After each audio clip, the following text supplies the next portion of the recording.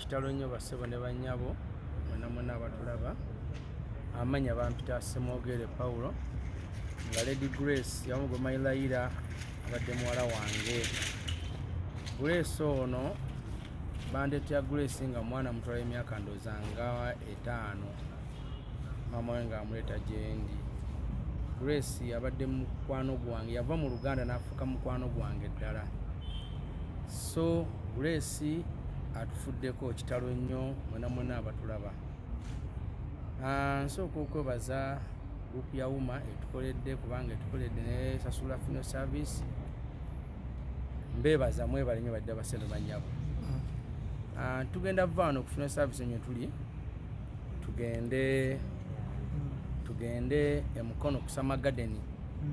Bwe tunava ku Summer Garden bwe tugenda osula ekiro kya leero. Olunaku lw'enkya ku ssaawa zijja kuba ssaawa nga 2 tusimbwe tuve ku Summer Garden tugende e Kyampisi. Kyampisi bw'agenda okuyita emukono ojja tutuuka Mukalagi waliwo bayita ekyabakadde. Awo ojja kuba otuusa tugenda kuteeka Grace. Naye nga Grace tugenda muzika lunaku lwa 6. Enkya tugenda kusula ate eri mu kyalo. Kale kitalo nnyo bassebo ne bannyabo mwenna era kitalo nnyo mikwano gya Grace bafaani be bonna bannange kitalo nnyo mukwano gwaffe atuleseewo. Family mufiiriddwa muntu kikaaki? Grace abadde mwana mulungi mu maka nga tayinza kubaka nga talabe ku maama we kyekisooka. Era nga oba oli awo n'akuba essimu n'agamba ne maama talina kyakulya n'otenkanya nga mukwano gwe. So Grace abadde mukwano gwaffe, yava mu family n'afuuka mukwano kubanga abadde mukwano gwa maama we nga bw'obasanga ogamba ba Luganda ddala nga bugaba ba Luganda, so si maama naye muganda we.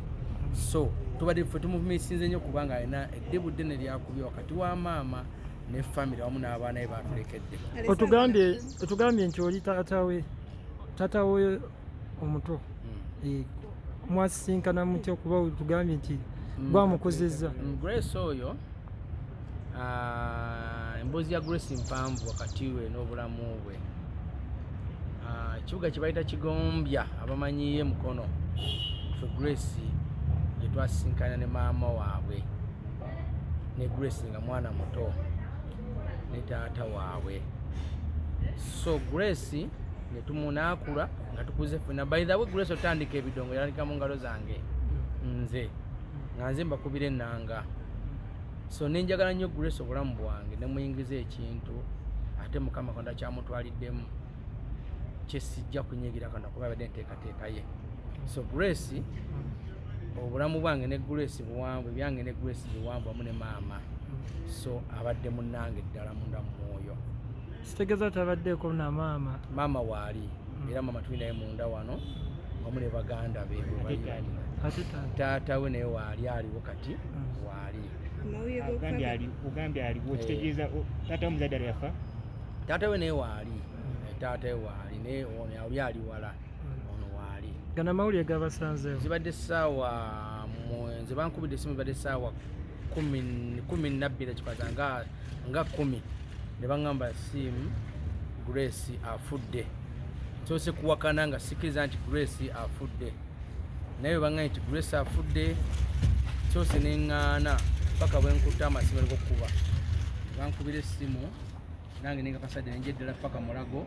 Grace ne musanga nga mufu era bwe twogera Grace mba mujja mu mokyali nzana ku funeral service mutwala mukono asulewo then tugenda okuziika ekyo Kyampisi.